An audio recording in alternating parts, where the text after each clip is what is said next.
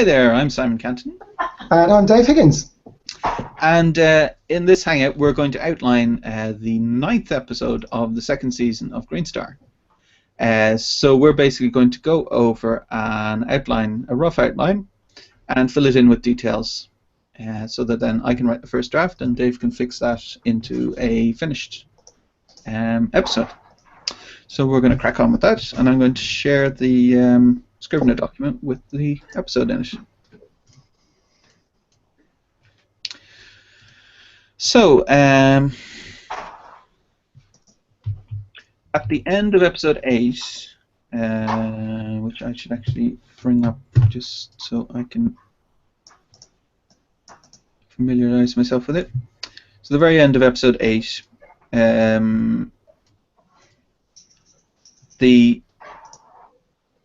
there's a few details. So I only finished episode 8 earlier today, so Dave will not have had a chance to read episode 8. So the Weenon and the Nipperseed are now working together to make their own fleet. So we discussed in the outline that maybe they would become a bunch of ships that Vesta and Josie could use. But maybe the Weenon said, no, we're going to have our own fleet because we want to have our own fleet, because we don't trust Burger Supreme. Makes Fair sense. enough. I don't trust Burger Supreme. So the NWF have about 12 ships that they got ready, and the Burger Supreme Central Command said that they get about a dozen ships ready from all of their shipyards combined. So at the end of episode 8, Josie had received an incoming transmission that the energy thieves have reached the core systems and are making for Earth, and they're going to be hitting Arcturus within 24 hours, which is a system that's not all that far from Earth, from the home system. And Vesta had wanted to keep the goo missiles to herself, but Josie only found the envelopes, and Josie said, without a weapon we can't even help them. We need to keep looking, and Vesta her conscience got the better of her, and she shared the goo missiles. So now everyone has those. So Vesta didn't end up getting anything that Josie doesn't have. So that was that. That's the end of that episode. So the start of the episode 9, I guess they're now at Arcturus.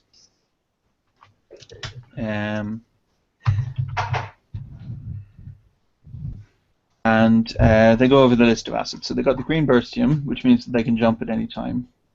They've got their shields, so they should be okay if there's any retaliation. They got their goo missiles. Yeah. They've got the envelopes, they got teleportation, and they got 2 new fleets. 12. Hang on a second. I'm going to change the sharing because it's flickering for me to share my whole desktop. They've got the teleportation, and they've got 2 new fleets, 12 NWF ships and 5 human ships. So I guess the Burger Supreme didn't get them ready in time, or we can change that obviously to 12, but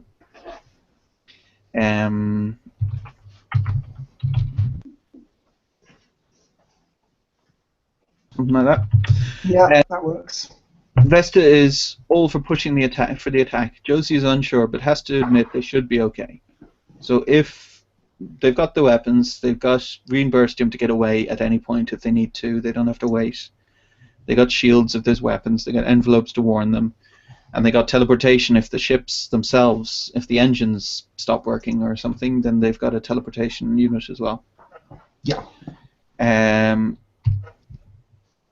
So they're already at the system. Josie is watching the envelopes like a hawk. The 2 fleets arrive and move into position.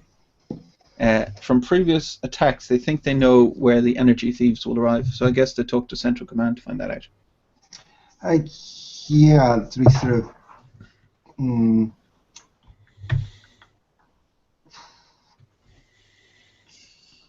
trying to think, if you're trying to put stuff around a sun, presumably you'd want to come down the axis of the galaxy. because there's the minimum amount of stuff in the way. Do you think? Yeah. Yes, yeah, so perpendicular to the orbital plane. Hmm.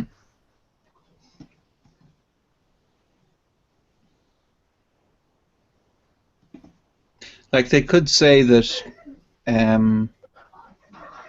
like they have loads of AIs and things like that. They could say that based on there's been dozens of attacks presumably by now, based Yeah. on the last 20 attacks, the energy thieves always arrive here Yeah. and then start deploying. Yeah, I mean, we could even throw in a joke about three-dimensional space combat. What joke would that be?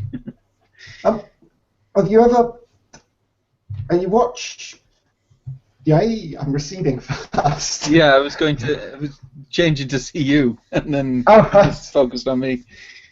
Right. If you watch space battles, a lot of them are in a plane, so ships will approach each other like this. You get very few space battles where the ships are fighting like this, so they're just at random angles. So obviously, in space, gravity and directionality aren't a huge issue. So ships should just be moving in whatever direction. So the chances of two ships actually being aligned with each other in some way are minimal compared to them being at crazy angles. But it's a lot easier on the human mind, if you're picturing it, to have them fight in the same way that ships fight now.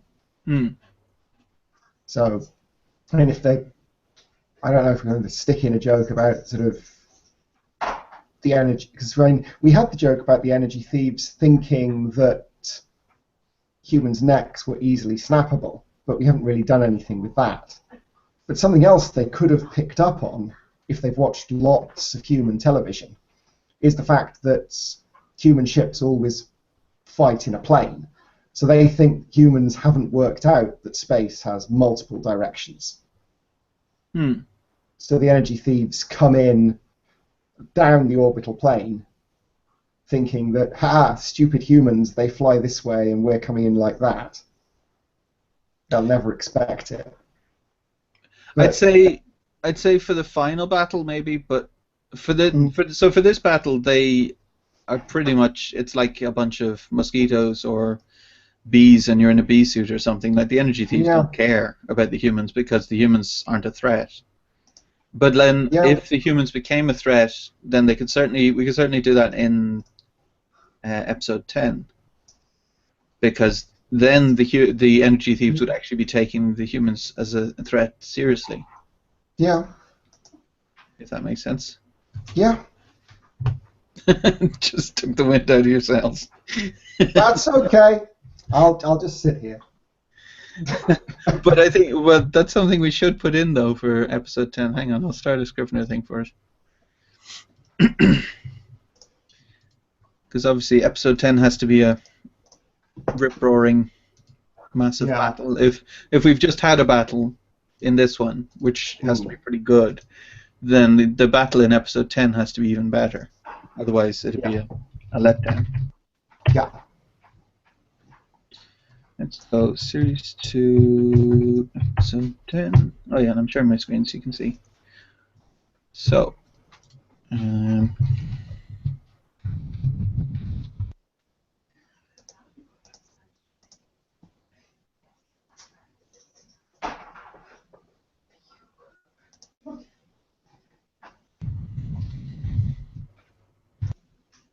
all human shows show that. And we can put in the snappable X in case it comes. Yeah. There isn't really there isn't hand-to-hand combat anymore. So things like a liquid. Anyway, so and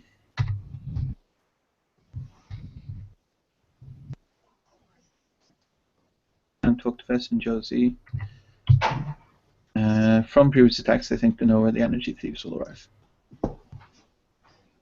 And then envelope seals itself.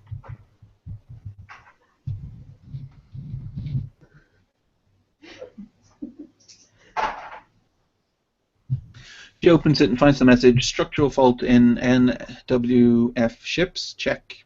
Some kind of technobabble. Yeah. I don't know if you want to come up with some technobabble. Yeah, we've already reversed the flow of something, haven't we? We did that in an earlier episode. Yeah, I can't remember what, but yeah, it sounds very familiar. So yeah, so what other things do they do in a science fiction series that aren't actually sensible engineering or physics decisions that we could stick a joke in about?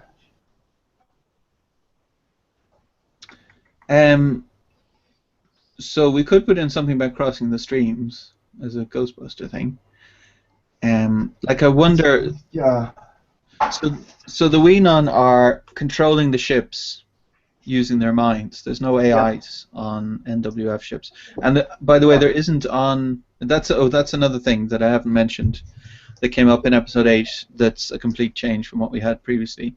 So the Niposeed can't make an AI that isn't psychotic and tries to kill them instantly. Like their shackles don't work properly. Which meant that when they made a replacement ship for Vesta's ship, then it couldn't have an AI because they can't make an AI. Which means that Vesta now has 2 Weenon on her ship. Mm-hmm. One of them is oh, it's focused on me. I was meant to be sharing. So one of them is a homeless guy who's crazy or a homeless woman actually, who's crazy and says insulting things, and the other guy is an advertising executive. So Vesta would prefer to take the homeless woman, but took the advertising executive as well, just in case. Which is a cruel joke about advertising executives. Yeah.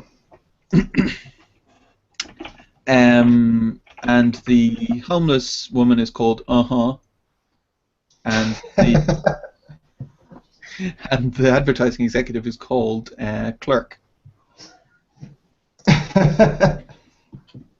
By the way, you might notice the names in episode 8. I needed tons of Weenon names, so I used the Little Rascals. So there's an alpha. Right. Or that's episode 7, actually. Is it 7? Yeah. No, it's 8. Episode 8. No, it is 7. Sorry. I'm getting them all confused.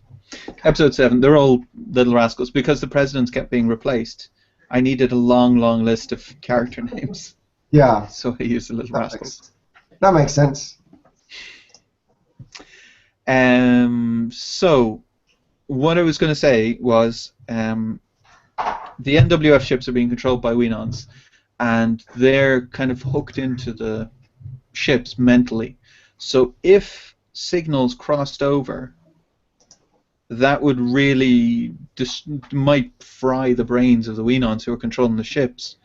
And there's only one Weenon to a ship, because otherwise they read each other's mind and go, crazy. So that makes sense. There's only Niposeed otherwise, which would mean that if the Weenon gets fried and has a mental breakdown, that's the end of the ship. It can't fly. Hmm.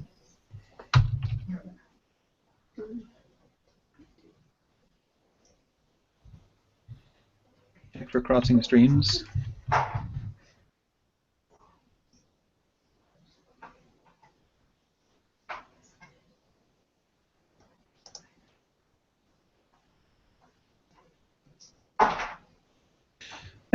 Check for crossing streams. So something that they don't use in the battle. Maybe their shields or their goo missiles. The goo missiles are retrofitted, so that might make sense. Yeah.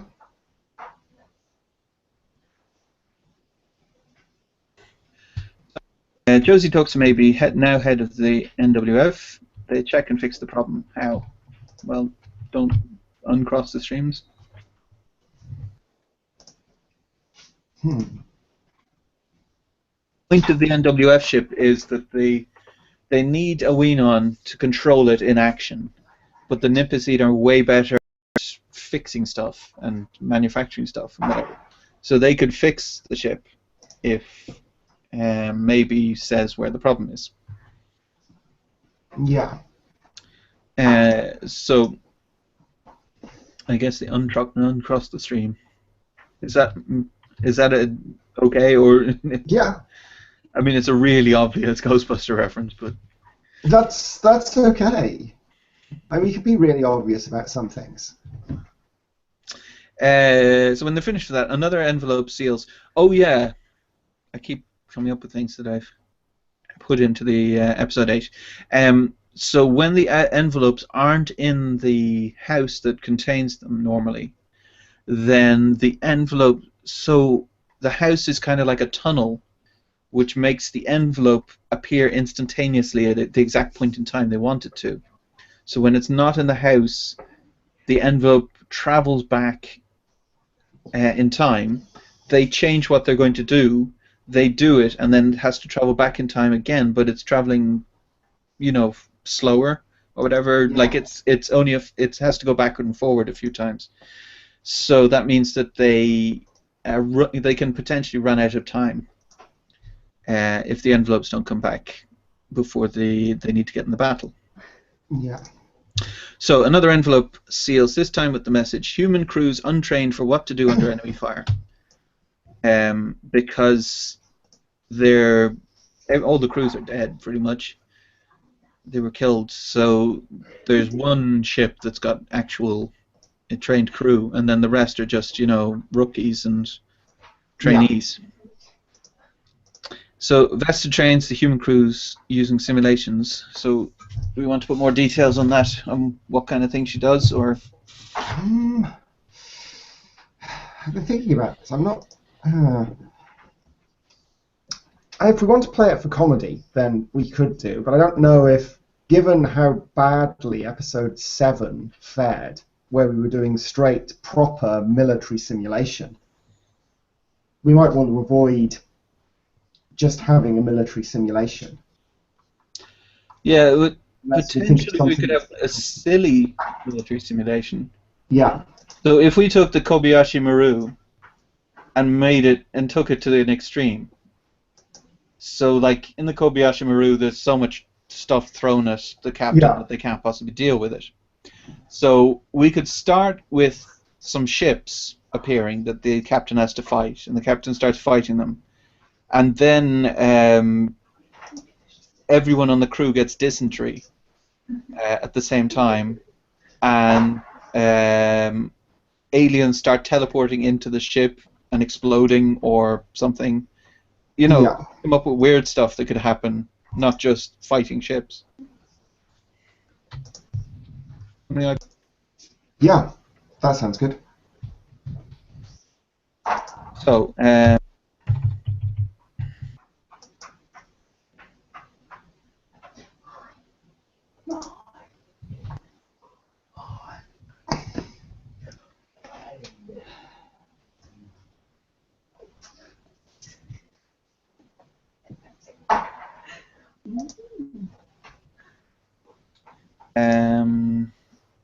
engage the ship. So what's the first silly thing that could happen? The captain's failed to secure his drink properly, so he gets scalding coffee all over his lap. Is that too slapstick? We could have it that the... How about the fire control systems spray out scalding coffee? So the first time the ship is fired upon, the sprinklers over their heads spray them all with scalding coffee. That makes sense.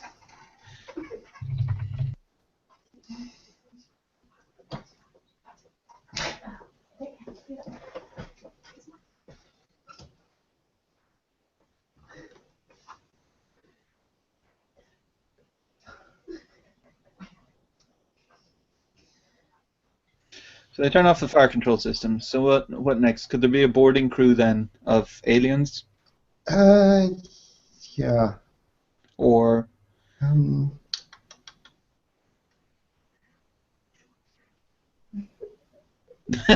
Oh, I just thought of something.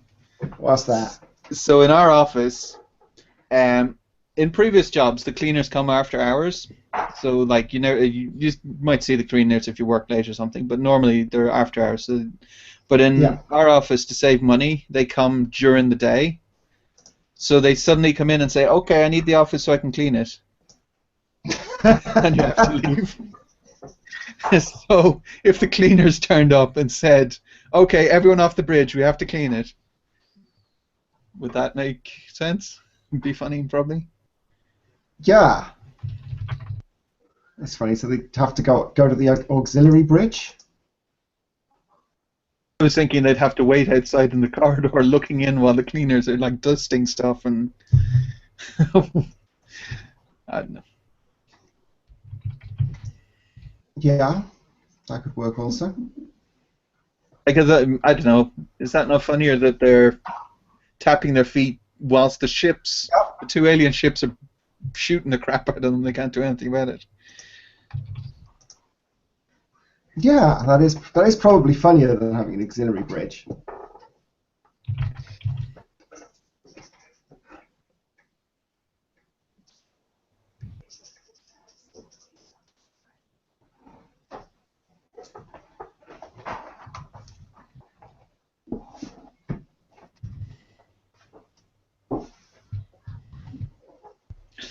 So they get back on the bridge then.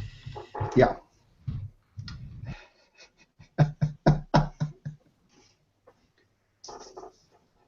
Um, so then what else could go wrong?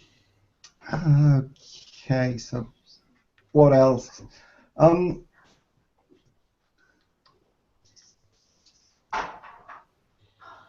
the ship shakes. They do the whole leaning from side to side thing, only the chair underneath them gives way in the way that cheap office desk chairs do, and sort of someone ends up getting pitched onto the floor. Yeah.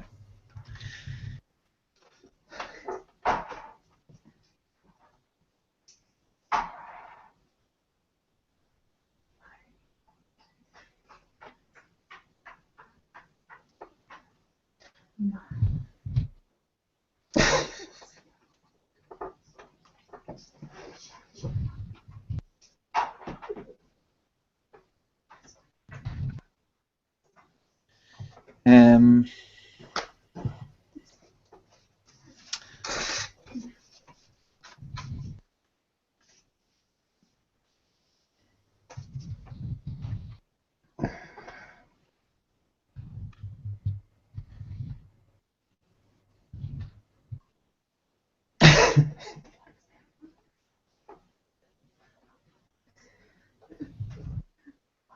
and they managed to destroy one of the ships, but the human pods all onto the human ship. Yeah. So then, what's something silly that the aliens could be doing that would then not necessarily be deadly at once, but just be um, stopping them from being effective in battle, basically.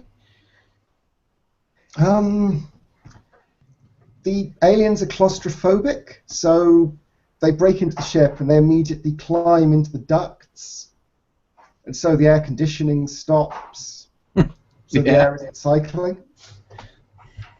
So then they go sort of crawl into. Then we can have a crawling through the ducts, alien style thing, only comic. Wouldn't they be scared Acrophobic. more of open spaces then, rather than I meant acrophobic, yeah. Claustrophobic. Make any sense at all. acrophobic, or is it agrophobic, or is it? Doesn't matter. I'll look It's it up later. acrophobic after Dan Aykroyd. Acropolis, the market. Yeah, they're scared of Dan Aykroyd. Yeah, I mean, that's a meta joke too far, I think.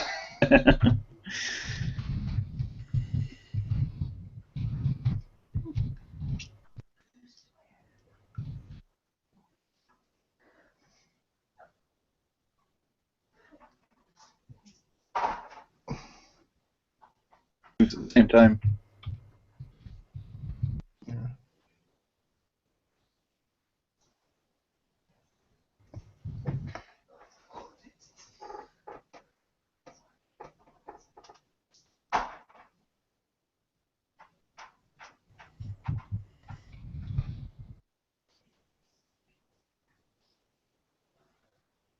So maybe Yeah. Josie and Vesta are watching as if being survived that despite anything. Yeah. As 10 hours until the energy thieves are due to arrive. Another Yep. envelope seal. Don't fire the goo without. Josie talks to Elijah. He and Audley come up with a workaround system. So Raina watches Elijah and Audley like a hawk. I thought that might be funny.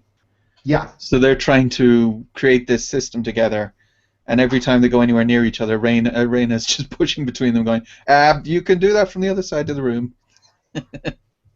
Yeah.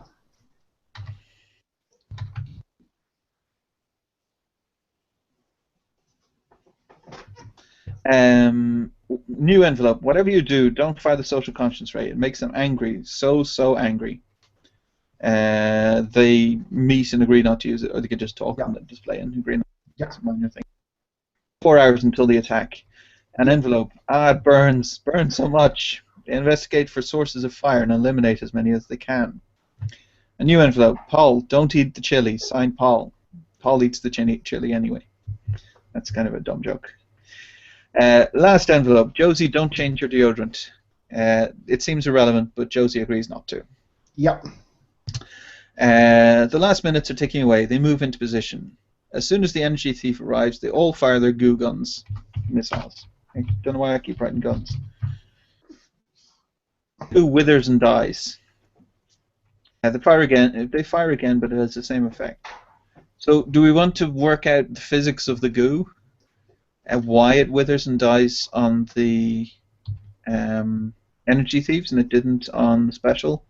Or so how are the energy thieves stopping the goo, basically?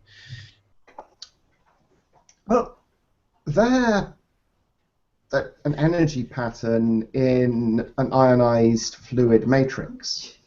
So presumably they can manipulate things at a different level.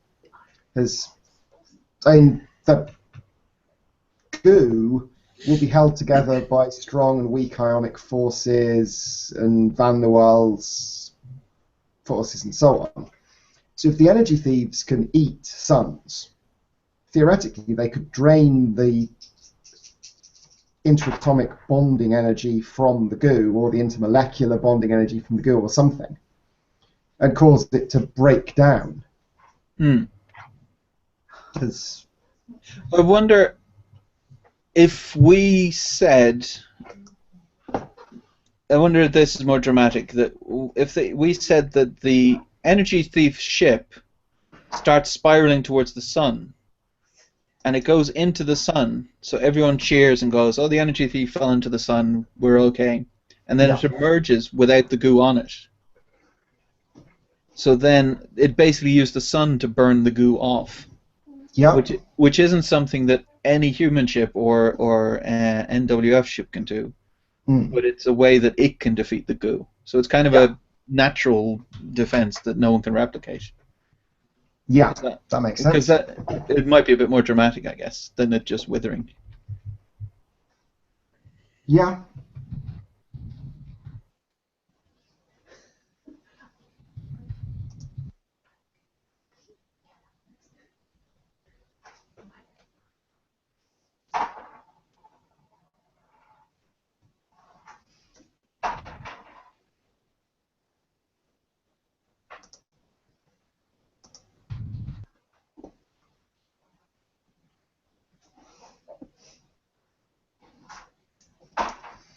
They fire again, I guess they would. They could keep firing and keep sending it into the sun, but eventually they're going to run out of missiles.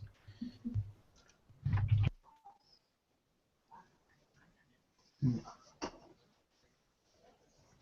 they're running out of missiles. They fire every other weapon they have, using the green burst to move into position. So they can, every 30 seconds, they can go back and fire again.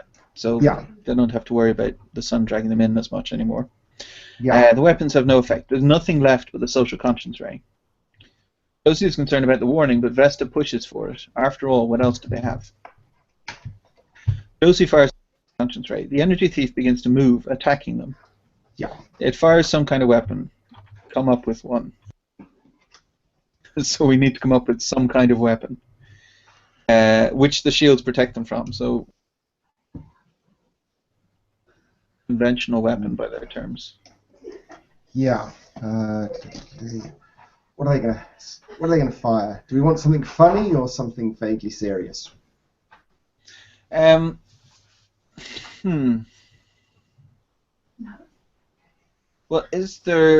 I wonder, is there a way to come up with something that seems trivial and then has drastic effects later? I'm just hearing something upstairs. Would you mind if I just take 2 seconds to go and check? Take time. Yeah. Back in a sec. Sure.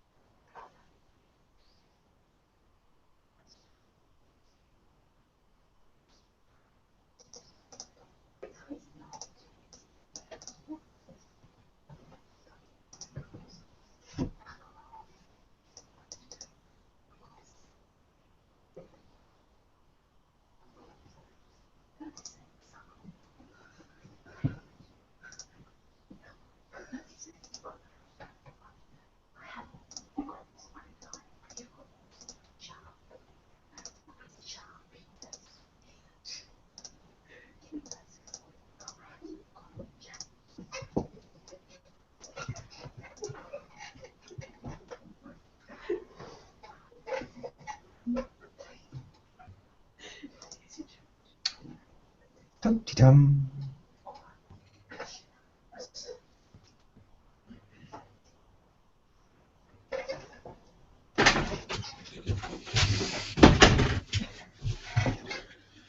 Back again. Excellent. The youngest just decided to throw his cup of water all over the chair in his room. Ooh. For fun, because it was raining. Okay. Yes, so he was fired some kind of weapon. So yeah, as I was saying, like something that,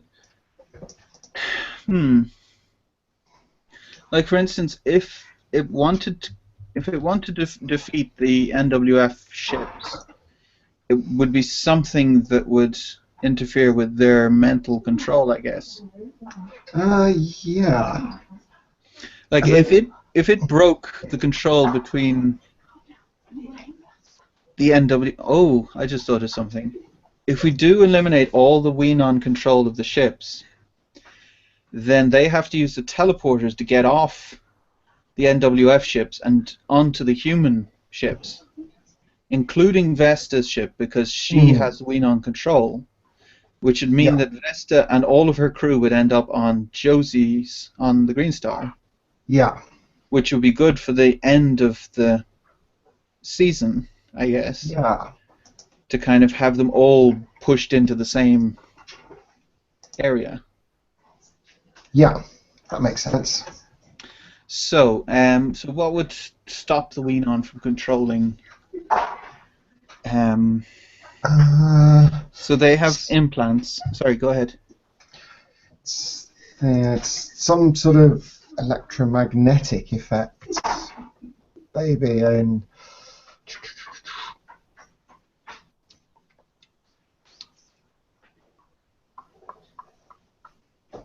a straight interference isn't going to work. So we don't want it wiping out the human ships. So the shield should protect it, Yeah. but then stop the communications between the Xenon and electronics,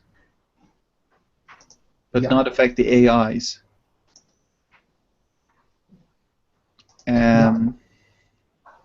So presumably energy thieves, they don't have hands and limbs and whatever. Yeah. So they're controlling their ships in a similar way, like direct control using their minds Yeah. on their ships. So them having a weapon that would interfere with the mind-to-machine control would make sense in their society because that's the way you stop the ship from working. Yeah. So if they fired something...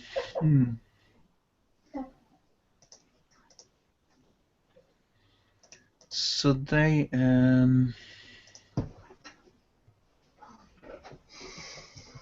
Well, how about then that they overload, instead of interference, that they send a signal, they send so many signals on this mental control path that there's no way of figuring out which one is which. So the Xenon could be controlling the ship, or they could be controlling some imaginary thing that doesn't exist. And there's, 6 million choices to choose from, so of course they choose incorrectly most of the time and they can't control the ship. Yeah.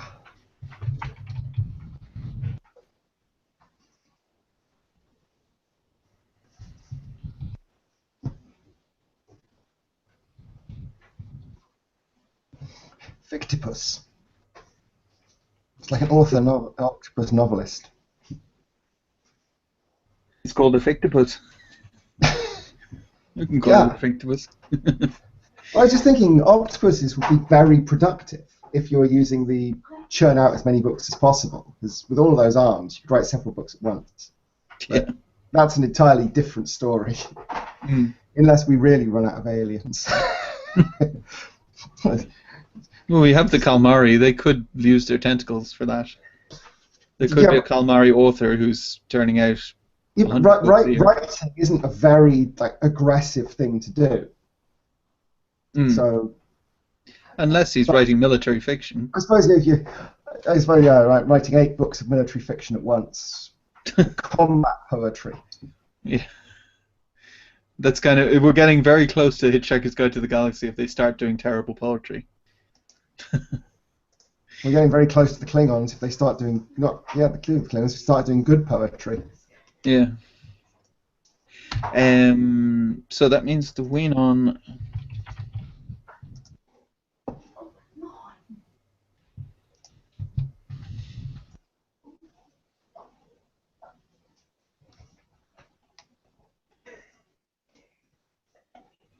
Guys are unaffected in all the systems. However, the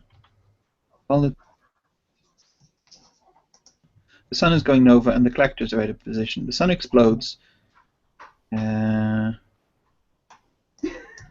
So.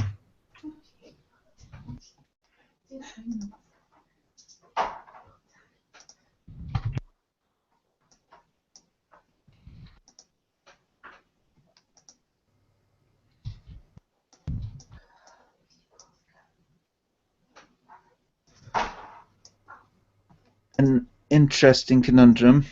So every teleporter takes 30 seconds to teleport, say, 6 people or something. Yeah. Whatever it's been designed to do. Yeah. Or maybe like a cargo container size would make sense. Like if they were going to design it, they'd design it for a cargo container in case you want to send a cargo container. But if you want to Yeah, sell the human, it's smaller anyway. yeah, yeah. There's a metric imperial joke in there. Everyone makes everyone makes their teleporters designed to hold a cargo container, but different people have different sized cargo containers. So then it bursts the receiving place in the Yeah, potentially.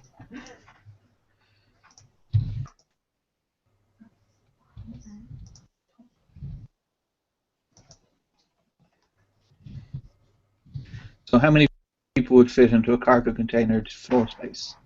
Let's find out how big a cargo container is.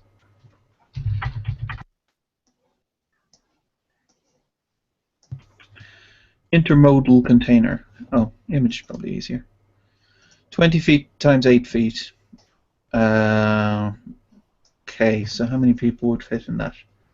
So each person, how much space does a person take?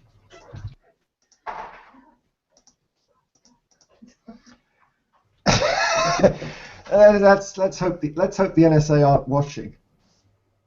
Let's sort of. Yeah, Yeah, that's true. Cargo container. How many people can I fit in a cargo container? What's the volume of a human being? Next search is how much do people need to eat for 3 months? Yes, how much oxygen does a person need to not actually die? So that's yards, I guess. 3 square feet per person. Yeah. Okay, that sounds reasonable. So 8 times 12. No, 20. Sorry, 8 times 20 divided by. Am I doing that right? Probably not. It's 3. Is it 3 square feet or 3 feet square? 3 square feet, I think. 3 square feet. 3 square feet per person. So yeah, that you're doing that right. So then 53 people potentially every 30 seconds. 53 people every 30 seconds. Yeah. Okay.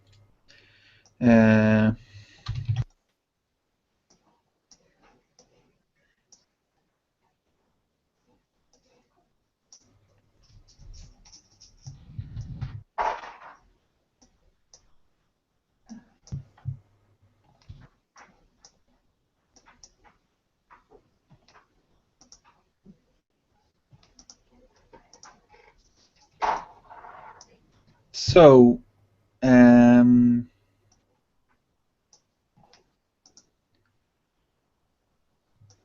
do we want to kind of have a Titanic type of thing? Like, so there's 5 human ships plus the Greenstar, so 6 ships. Yeah. So maybe 1 or 2 of the human ships just leave at once. They don't even bother trying to rescue anyone. That's a suitably Burger Supreme thing. Just bugging out.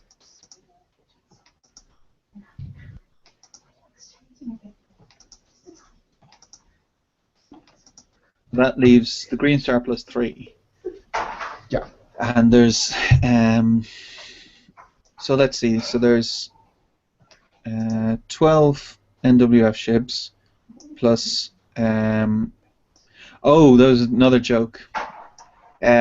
So there's the big missile launcher thing now in the middle of the front of the ship. That's what I said in the last episode. So Vesta wants to call the ship the Extraordinary, because she works out that she can't disguise the fact there isn't Pester on it, so she can't disguise the fact that it's the Special. So she wants to call it the Extraordinary, and they break it up and put half of the word on one side and half of the word on the other, so it says the Extraordinary.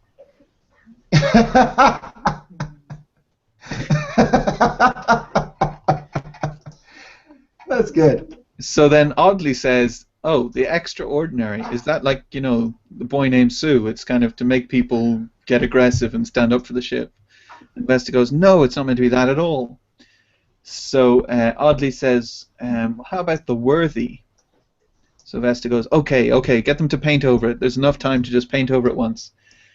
So they paint the worthy, but they have a space in the middle of the word again. So now it's worth why.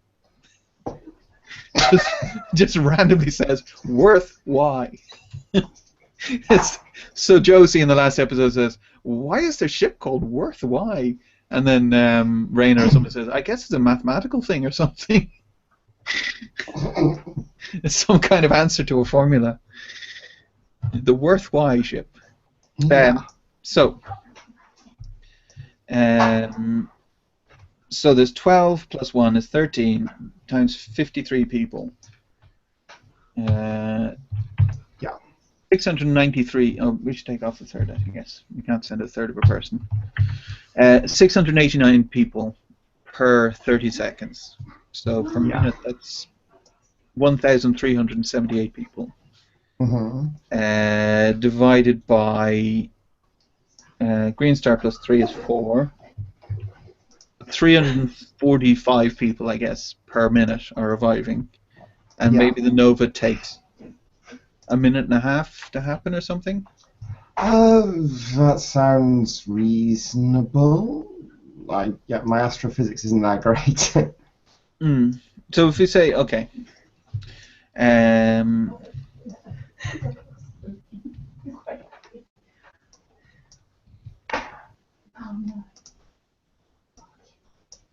50 people around about coming from the Worth Y. So they have a crew of like 300 or 400. So there's a lot of people going to die. I presume we want to save everyone with a name. Yeah, definitely.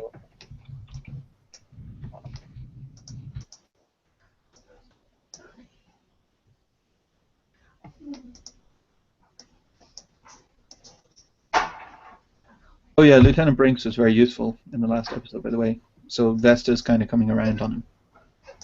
Ooh. Good.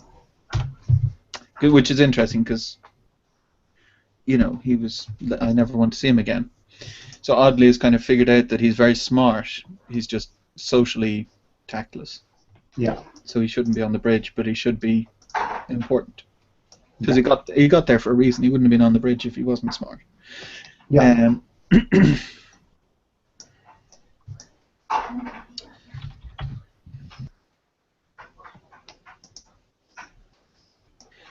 we want Vesta to say that just the bridge crew leave on their own without dozens of people around them?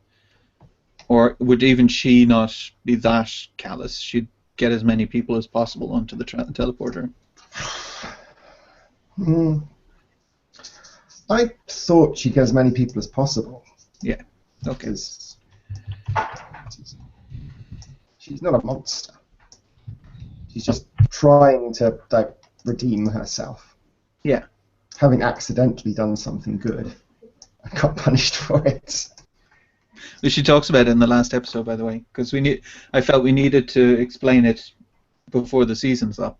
If potentially we're not going to have the special crew in the next season, then we shouldn't leave a big mystery just hanging there. Yeah. They're out from the Greenstar.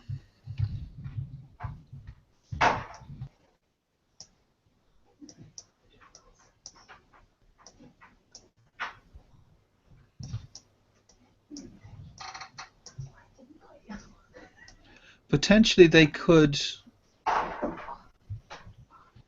minute and a half from happening. So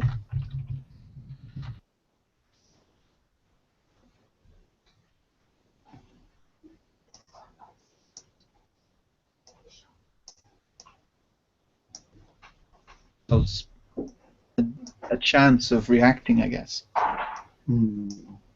Because they don't need to sit there. The teleporters work over any distance anywhere in the universe, so they can be further out.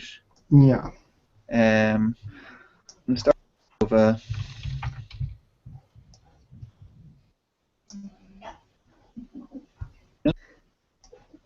Yeah. To jump. Fleet leave on the. So,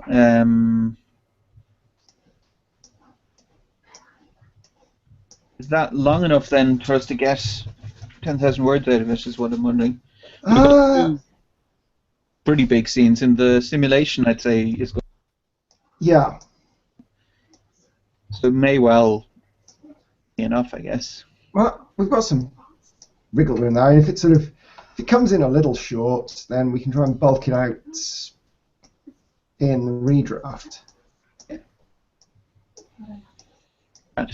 Okay. I think that all makes sense, and it should be fun. A fun battle, like especially the lead up, all the jokey stuff with the simulation seems fun. Yeah, they lose horribly, but it's still funny, which I think is what we need. We don't want too depressing. No. Like there is hundreds of people that die, but they're not any name characters, I guess. It's a callous way of looking at it. So no one's going to care all that much. Yeah.